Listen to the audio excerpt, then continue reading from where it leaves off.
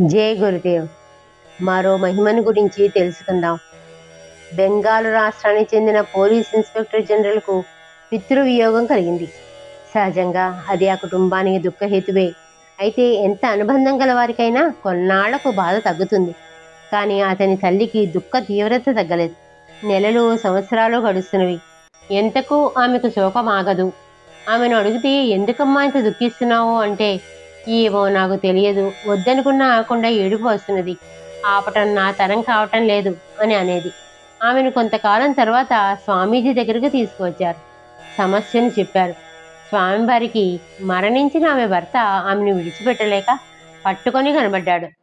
భైరవుని ప్రార్థించి స్వామివారు అతన్ని పక్కకు తప్పించి ఉత్తమ గతికి పంపించారు. ఆమె దుఃఖ తీవ్రత తగ్గింది. ప్రశాంతంగా ఉంది. స్వామివారి దగ్గర మంత్రోపదేశం పొంది సాధన చేసుకుంటున్నది.